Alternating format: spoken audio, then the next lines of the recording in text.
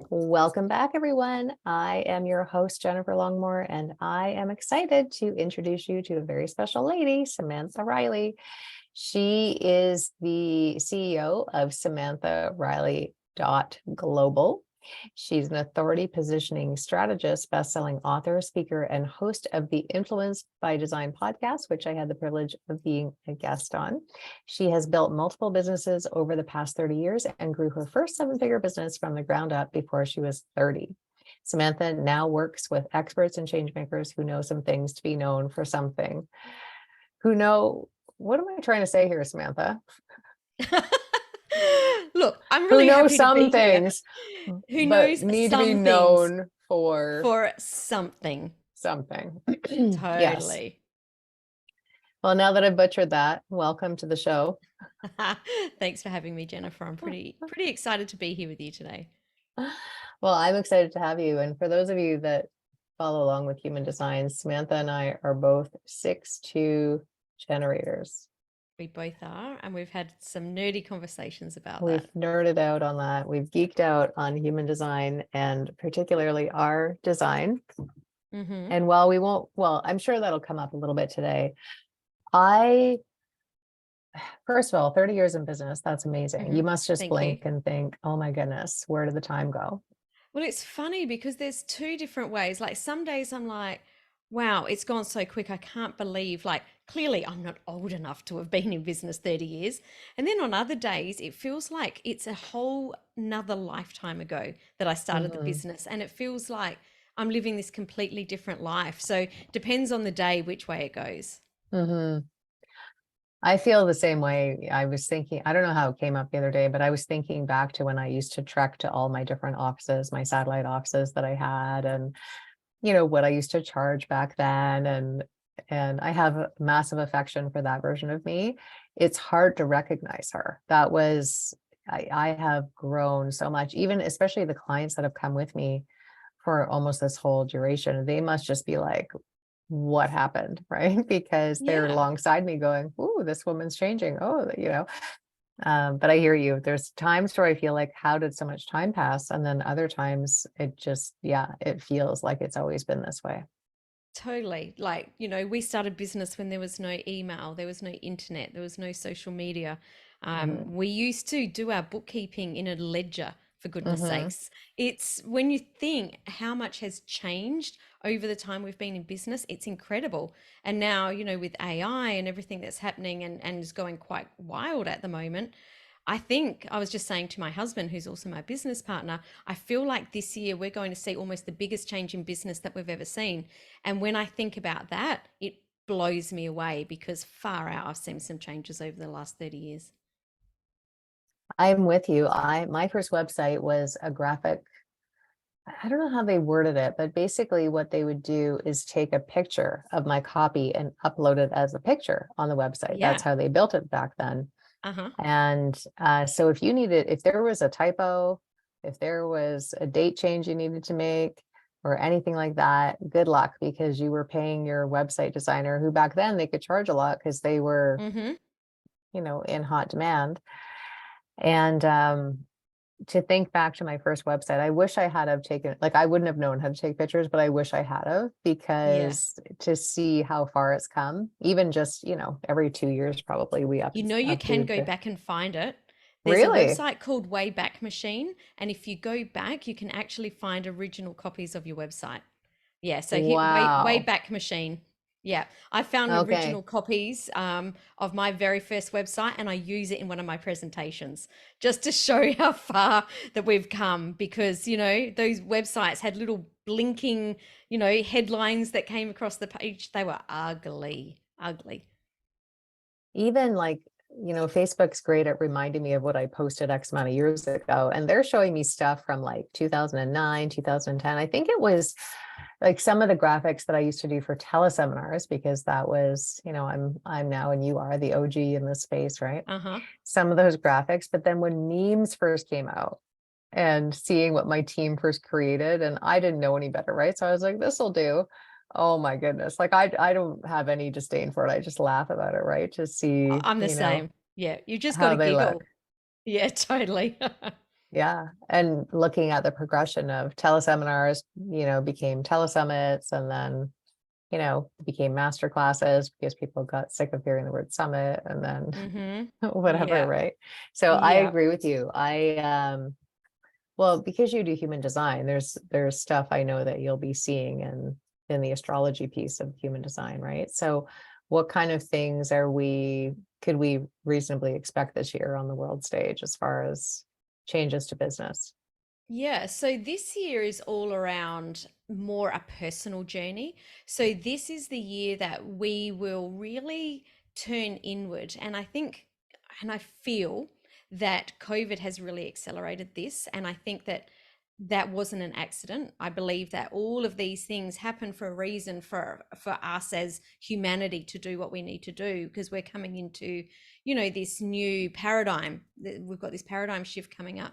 But this year is very much about having a personal journey and really starting to understand what's important to us, and stop creating a business, or stop trying to make our business like we feel that it should, you know, playing by the rules of gurus, or the business, the business gurus that are saying, well, this is the model, this is the way it is, and not having, the important things of your life as the at the forefront of what you're doing. So this year is very much a personal journey. I can feel it already. Everyone that I've Mhm. spoken to can already feel it already. People are starting to already break down, like, why was I doing business that way? It doesn't feel good. I don't want to be doing that. So it's not about sitting under an apple tree and, manifesting that we're going to have this 7-figure business without doing any work. That's not what I'm talking about. But I am talking about creating a business that fits into our lives rather than us trying to fit into the lives of our business.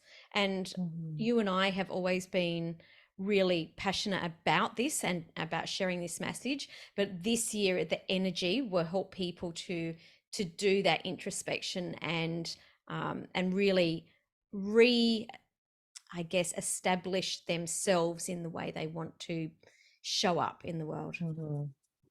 I would agree. I've hired people to help take me on that journey, and I've been feeling that way. I think we've been feeling that way since 2019, right? Mm-hmm. Even before the cocoa hit, we were thinking, the things have to change on this online Mm-hmm. marketing space Mm-hmm. because we could feel it. And Mm-hmm. then, many people had to in 2020, because I think probably the most overused word in 2020 was pivot.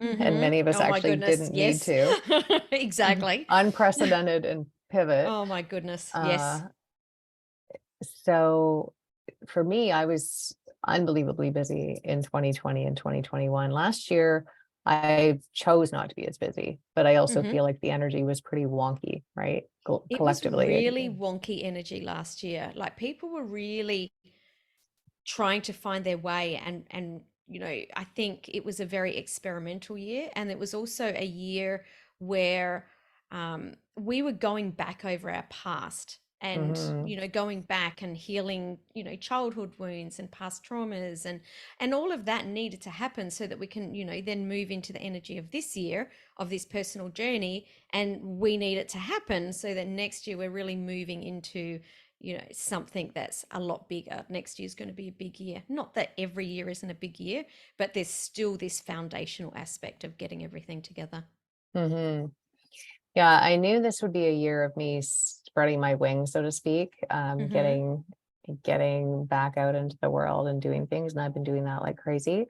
But also, yeah, just this feeling, and it's I have it, and my chart. I have it built into my chart to be this is where I thrive when I'm like, what's next? Because I've always got to be innovating, right? And Yeah. I have to be in that energy of um not knowing what's coming, and not because I don't really follow what other people are up to, meaning I'm not someone that's going to be emulating what other people are doing. Mm-hmm. I really like to zig when everyone else is zagging. But it is, I'm not going to say it's uncomfortable. It's very familiar. You and I have both been here, for Uh-huh. many times over, right? Where we recognize things change. But I do think the technology accelerates it. right? The shifts in 100%. technology accelerates it, because for me, like, I can see why when people get to their golden years, why they get persnickety. Because if you think of how many changes we've gone through in the decades we've been on this planet, right? Really having to calibrate to some pretty significant paradigm shifts, with technology moving at the speed of light, it feels like you're just learning something, right? And then there's something else on the world stage. Mm-hmm. Mm-hmm. 100%. It is very, very fast moving. And we are, as a generation, as Gen Xers, we are the first generation that really has had to embrace technology in the way that we have. We didn't learn it at school. We weren't, we didn't have a tablet in our hand when we were young. I didn't even do computing at school. There was computers there, but we didn't actually do computing lessons as such. When I went to business school, when I left school, we were formatting floppy disks, but we've had to Mm-hmm. conduct business in this tech realm. So this is quite, we've seen a lot of changes, and we've had to learn to adapt really, really quickly. And I think that actually makes our generation something that's a little bit different. That's why we're a little bit different, because we have had to learn to embrace so much change in our lifetime. I think that's special. And I think that's why I'm really passionate about what I do, because when I first started more in the online coaching around 2010, there was a lot of people that were our age that really, really knew a lot of things, but were afraid to step into social media, online marketing, and they were getting absolutely wiped off the floor by younger people, by, at that time, millennials that were coming in and were able to do that. So that's why I've been really passionate about saying, no, we have to embrace this stuff. We've still got decades left of our career. We have to embrace this stuff. So if you're just tuning in, Samantha Riley is an authority positioning authority. You're an authority on authority positioning and really building that authority platform. And I'm saying that because it's kind of on the heels of what you just shared, which is that, there has to be something that sets us apart. And when Hmm. we're the only option in a potential client's mind, right? Like that is golden. So how do we do that? Like, what's the first thing we need to take a look at when we're considering moving from expert to authority?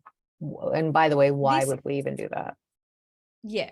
Let's start with why we would need to do that, because this is important. This is the foundational piece. Why we need to do that is because when we're the only person that does what we do, there is no competition. And I don't believe in competition. I believe that there are other people that do things that are like us, but there's no one that does what we do in the same way. And that is why we need to position ourselves as the authority.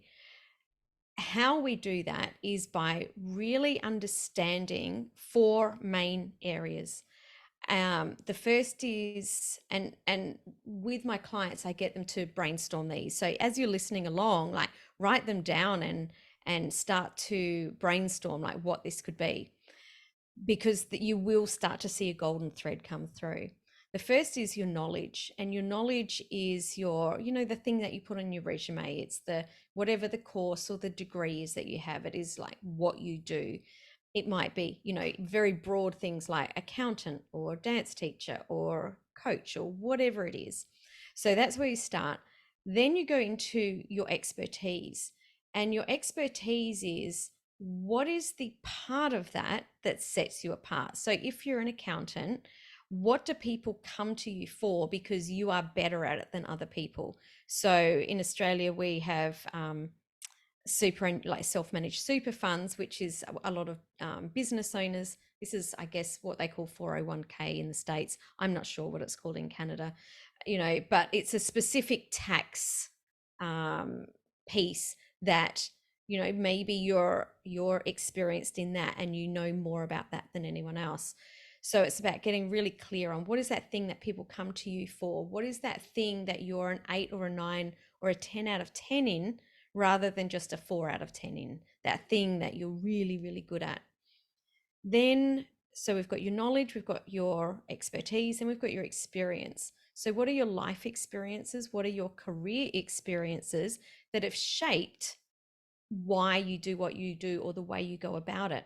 And I say life experiences too, because maybe you've had um, you've lost a parent, or maybe you've had a life-changing illness or a near-death experience, or maybe you've got 11 children, and that if anyone that's got 11 children would have certain systems and processes for getting kids up and ready for school, whatever it is, all of these things will mold the way that you do your work. And then the final piece is passions. What is it that you're really passionate about? I say, what is that thing that you could, if you had a mouthful of marbles and you were underwater, that you could still talk about? What is that Mm, thing that you really love? And this is for a few different reasons. This doesn't mean that your business has to be part of that passion. Sometimes it is, sometimes it's not. Sometimes it can come into your branding. Sometimes you'll use the methodologies that you've used in that passion or some sort of frameworks in to teach what you do now. So I'll give you an example of this. I ran a dance studio for 20 years and taught children from 3 to 18 years.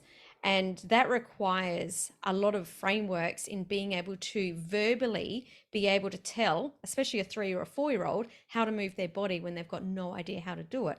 So I actually bring in a lot of frameworks for how I used to talk to the children in what I'm talking about in my coaching now, because it's the metaphors make it easier for people to understand. So there's lots of different ways that they come in. But when you sort of sit down with all of this information and you start to almost move it like a mixing desk, like if you're at a concert and the person that's running the sound has got a mixing desk, and start to think, okay, well, what if I brought this piece in and this piece in, but not this piece, and start to create something that is very unique to you, then that is how you really get that piece that stands out and is different to everyone else.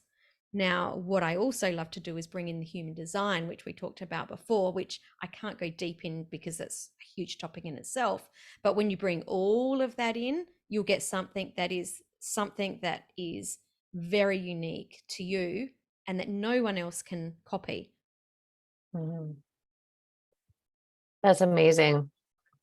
And for those of you listening, you can see why Samantha is going to be our preferred vendor for authority positioning, right? If you're a thought leader wanting to get yourself on stages, and really it is in my opinion, one of the smartest ways to build authority, right? Mm-hmm. Is to be getting in front of new audiences all the time. Uh, Samantha has a very unique way of working with people, which is why we are excited to partner with you. Even I'm Totally. thinking of like either adding or creating a 7-figure year. Authority positioning just has to be a part of that. It has to be, absolutely, because we do business with people. We don't do Mm-hmm. business with a brand name on a door. That was, in the 80s. If you go back to the old flight magazines and, you'd open up and there was always a picture of a really good looking man leaning against a fancy looking car, looking at a very fancy watch. And that's the way marketing was in the 80s. And it's just not like that anymore. We relate to people and we buy from people that we know, like, and trust. So we need to make sure that our personal brand is out there in a way that everyone can get to know who we are. Mm-hmm. I remember my first year in business. I don't know how I knew this, but I got on as many stages as I could. And I'm an introvert, right? I would have gladly stayed at home under my blanket and read a book, but I put myself out there. And I easily 90% of the room would be having a lineup to speak to me at the end of the class. Many people wanting to tell me their story and not realizing I couldn't stand there until like 2 o'clock in the morning hearing this stuff, right? But all of them wanting to work with me. So Yep. that's how I ended up filling I won't call it a coaching practice. It was my healing business at the time. That's how I ended up filling it so quickly and having a waiting list. And that wasn't even intentional. That was just me knowing that, and I couldn't have given you the words, but yes, looking back, I was building. What I started to see was that when you're on stage, it's already implied that you're an expert. So people Mm-hmm. already give you the benefit of the doubt that they're giving you know, like, and trust without maybe even realizing it. Totally. You've got people's Totally. attention. And then when you can demonstrate your personality combined with your wisdom or whatever it is that you're teaching about, right? That you could spend years marketing to that same person and never having it land in that 1 hour, well, even 30 minutes, right? But in a very short Hmm. period of time, in less than an hour, that person already knows whether you're the person that's going to be helping them create more of X or solve Y, whatever it is that they're there for. Absolutely, absolutely. And to take that even one step further, because and I know that you did speak a lot about this on my podcast, which was a fantastic episode where you were talking about all of that speaking. Hmm. Now, to take that one step forward, if you want to really position yourself as the authority and really make sure that people understand you and remember you, it's about making sure that your IP is unpacked in a way that you're creating frameworks that are very easy to talk about. So creating, talking in or speaking using metaphors, creating different frameworks that people can remember. That's what will really like set you apart at the next level. Mm, yeah. I'm thinking of, we've had Denise Duffield Thomas on the Seven Figure Club podcast, and she's got the whole concept of get rich, lucky bitch. And then Mm-hmm. she's got, you know, her whole thing is about being a chillpreneur, basically. And I've known Denise for a long time and seen many iterations of her business, but I mean that's what she's known for, right? They Yeah, just, totally. you associate get rich lucky bitch with her. There's no way around 100%. it, even if people Yep. don't know it's a book, Uh-huh. because she breaks it down so easily. Yeah, totally. Cool. So how, someone's hearing you, they think, "Oh, okay, well, this actually sounds like something I need. I don't even know why I need it, but I can feel it in my body, or I just have this sense, or oh, I was already thinking I need this. I didn't have words for it." They contact you, you agree to work with them. Where do you start with people? So we've got a 9 step framework, but the very, very first piece is getting really clear on what that methodology is and what you're what you're known for. So that very clear message, exactly like you said, Denise DT, we know her as Get Rich Lucky Bitch. Um, it's getting very clear on that. That is where we start. So why do you do what you do? What do you do? And how do you explain it to others that's in a way that is directly related to directly related to you. um, from there, it is continuing to unpack your IP, because the next piece, once you are an authority, you're going to become very busy. So how do we get all of your what you do and create that in a more leveraged way? So how can you serve more people? Because you can't be an authority and just serve 2 or 3 people, or Hmm. one of my most hated quotes, and I stick a flag in the sand. I hate this one so much. If I could only just help one person. That is to me the most disempowering quote ever on the face of the earth. Because if you're only wanting to help one person, then probably need to go and do something else or get a job. We are in the Hmm. business of entrepreneurship to help millions of people. Most of us, we've got something that we're really Hmm. passionate about. So it's how can we unpack your IP and deliver it in a way that you can serve as many people as possible, but also in a way that fits you like a glove. For some people, having an online course where they don't have any direct uh, connection or contact with their clients is fine. And for other people like me, I couldn't think of anything worse. I want to be speaking with my clients and doing training with them every single week. So it's about really, and that's where, again, where the human design piece comes in. What do you want your life to look like, feel like, and how do we create that business in a way that you're able to do that? So Hmm. that's really the starting point. I'm thinking of a story that you've told me of one of your clients. So, when you've had people go through your process, what kind of things do you what's happening for them on the journey? Because I mean, we all know, all of us listening, right? We know what happens with transformation. It never comes in the package we expect, and unexpected things bubble up, and there's all kinds of excavation, right, that happens. So what kind of things do people experience during the process? There's a okay, so let's talk about, there's two different sides to this. There's the parts that they maybe don't expect and don't like, and there's the parts that are like, wow, this is better than I expected. So let's start off with some of the things that they experience that probably comes up stronger than what they think. A lot of imposter syndrome, a Mm-hmm. lot of who am I to be doing this? And I find that the people that are really, really experienced experience that Mm-hmm. more than anyone else. And I don't know Mm-hmm. if you know of the Dunning-Kruger effect or have heard of the Dunning-Kruger effect, but Mm-hmm. that is essentially um, it's sort of, if from a visual, it's sort of, it comes up and then it dips down. And what I'm talking about is when you very first learn something or you do a 6-week course, you come up on this top, we call the peak of Mount Stupid, where you feel like you know everything and you actually know not very much at all. But as you come off the peak of Mount Stupid, you have this super dip of, oh my goodness, I actually don't know very much at all, because the more you learn, the more you realize you don't know. And then it's sort of, you hit that dip and then you come back up the other side. So the people that I work with are sort of, can be in that dip or just starting to come up that other side, where they realize they know so much about their niche or their zone of genius or their, whatever their deliverable is, and they really struggle um, to call themselves experts because they know there's so much more to know. So that's kind of the Mm. negative effect.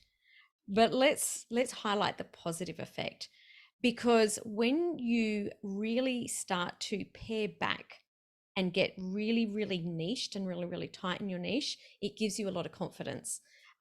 You and I are generators. We're here for mastery. So generators love this piece of really diving deep into Mm. an area. I'll give you an example of two of my clients that came to me, and they both are, they've both done the same courses. They're both in the health and wellness space.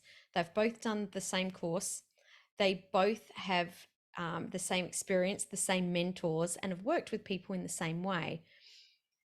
But they've had much different life experiences, different reasons for them to be doing why they're doing, and different ways that they work with their clients. So with these two people who are, like I said, the same age, have all, like on paper, they're identical. One of them now works specifically with women in midlife to get their hormone profile or their hormonal profile under control and get moving again, get well through a very holistic lifestyle. And the other one coaches female surf athletes. Both of them are absolutely brilliant at what they do. When they both came to me, they were identical on paper.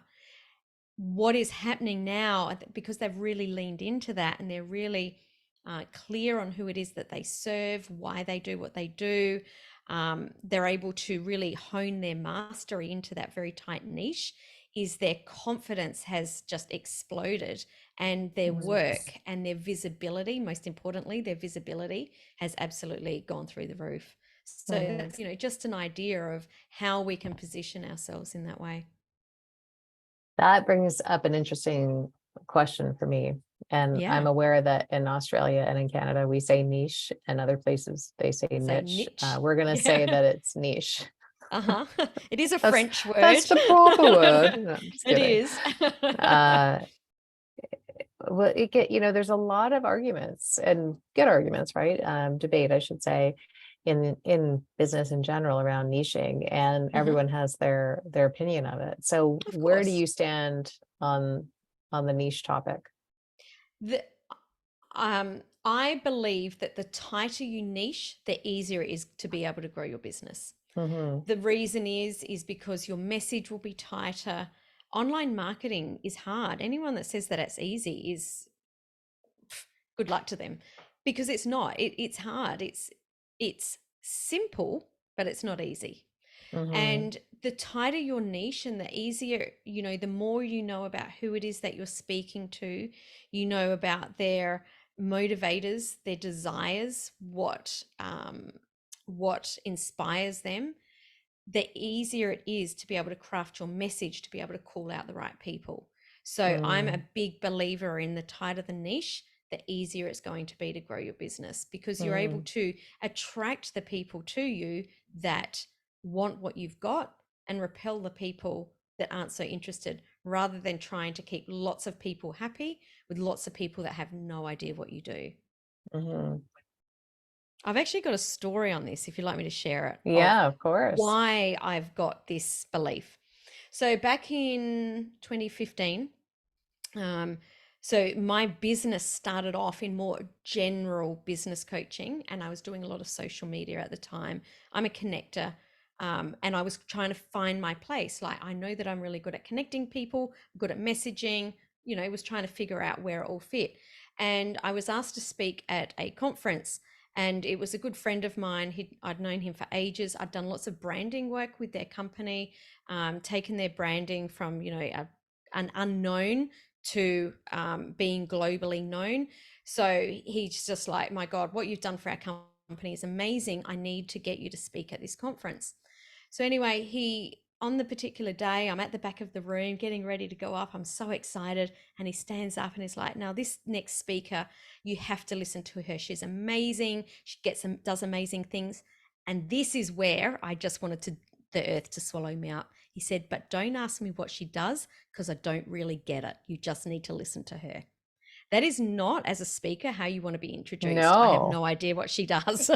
So that was like a massive, massive turning point for me to get clearer on what I did, because I was really good at what I did. I knew some things, but I wasn't known for something. So that was a really pivotal moment in time where I went, okay, I need to get this together. Mhm. Well, and side note, I'm all about being a gracious host, right? Like introduce people in a way that actually reflects, like, yes, it's your stage, but still, Uh-huh. it's Still, someone's giving you their time and expertise to pour into your audience. Like the least you could do is say, hey, how do you want me to introduce you? Right. Instead of yeah, yeah, that, yeah. Yeah, I get the gist in which it was shared, but yeah, and yeah. I mean, but what a gift too, it sounds like, right? That he did Right. that. Totally. I wanted to be swallowed up by the floor at that time. I didn't enjoy it. It was a horrible way to be introduced, but it was so horrible that it completely changed my business in one day. So Hmm. for that lesson, super grateful. What happened from that speaking gig? Did you get clients from it I anyways? did get clients from that. Yeah. Yeah, totally. Of course I did. Because I do know what I'm talking about. So the issue wasn't ever that I couldn't get clients. Hmm. It was more that it was very difficult to have this constant stream of leads that knew what I did. I had to work so Hmm. much harder to get people to work with me. Yeah, but Mm, yeah, of course, I got clients. that's amazing. So why do you think people are hesitant to niche or I kind of really niche down? I think there's a fear. There's a Mhm, couple. There's two big fears. One fear is that if I niche down, I will not be able to attract the number of clients that I want. Like, I'll be turning people away. That is the biggest fear, that I'll be turning people away. And if you're having this thought, I want you to think, what if the people that you were turning away were not your absolute ideal clients? And what if you could attract more ideal clients? So you're mhm, actually not turning people, well, you are turning people away, but you're actually attracting more. And so there's this fear of that. And the other fear that I see is a fear of people feeling like they're going to get bored. Oh, mhm, I'm afraid to go down that. But there are different ways you can get around that too, because your niche could be shallow and broad, or your niche could be narrow and deep. So, what I mean mhm, by this, I'll give you two examples. So, if your niche was shallow and broad, it could be, I work with all healthcare practitioners. So that's broad. I work with all healthcare practitioners to run Google ad campaigns. So the outcome is mm, very narrow. mhm, Or I could work with um, oral hygienists, so very mhm, narrow niche, but go very deep on all areas to grow and scale their business. So mhm, you can go either way, and I think if you get really clear on which way you choose to go, that makes it a lot easier. And then you know that board thing won't pop up as much. mm. Yeah, I also think it's a fear, right? Of I've got to be all things to all people because what if I lose business? What Hmm. if this is the thing? Like I in my industry with more of the Healy Feelies, we all see it. We've all seen it, whether you're in the Healy Feely industry or not. There's a business card and it's got 75 modalities on there. Hmm. I'm this kind of Reiki master, that kind of Reiki, with the whole list of all the 17 different Reiki masters, reflexologist, craniosacral therapist, Melaleuca distributor. Like there's such a Hmm. Hmm. long list. And I see that. And I even back in the day, I would see that and go, okay, but what What do do you you do? specialize in then? Yeah, Because there's no way you could have mastery in all of these 35 areas of whatever you're listing, right? And it does totally. feel like I'm hungry, I'm casting a really wide net because I'm so afraid of not ever getting business again that I'm just going to be all things to all people. And I think that comes from a place though as well where people have a disconnect or don't have an understanding of where their clients actually come from. So what they and I think that this comes from mainstream education system, that the more things you're good at, the better you are. So Hmm. what's happening is people are putting together, if I do more courses and have more certificates on the door, I will get more clients. But those two things are not connected. Hmm. We do need to be qualified, and we do need to know about whatever it is, but doing more courses doesn't necessarily mean we're going to get more clients, and Hmm. those two topics need to be separated. Hmm. Yeah, that makes sense. There's so much we could be chatting about, but I know that you have a free gift, which is going to take people even deeper. So do you mind sharing a little bit more about that? Sure. I've got a free gift that helps you to understand how to position yourself as the authority in your space. So it helps you to understand how you can go from being the world's best kept secret to actually being known for something, and how to be the stand-up expert, because you can't be paid to be you unless people know who you are. And we really want to be paid for who we are. So you can get a copy of that at samanthariley.global/expert. And you'll get a copy of that. And that will give you the 5 foundational principles to position yourself as the standout expert in your niche. Amazing. Oh, I'm so glad we got to do this together. I know we're going to have you on again and definitely want to hear more of those business stories. I know it, and well, I'm not sure where you posted it. I know you posted it on Facebook of all the lessons you've learned in 30 years of business, which I think Mm. is really amazing for people to tap into. So other than Facebook, is there another place that people can read about that? Facebook is definitely the place that I hang out the most. You can find me also on Instagram. Both of my handles for both of those platforms are at the Sam Riley. I'm sure you'll pop those links in the show notes. Absolutely. Well, Mm. thank you. I'm so glad that we got to do this together. And thank you for sharing your time and your wisdom with us. I know there'll be things that'll be popping for people. I know they have for me. I'm definitely going to go back through my what can I talk about with marbles in my mouth underwater. Thanks so much for having me, Jennifer. I always love chatting with And you. thanks to all of you for being here. We'll see you again next time. Bye for now.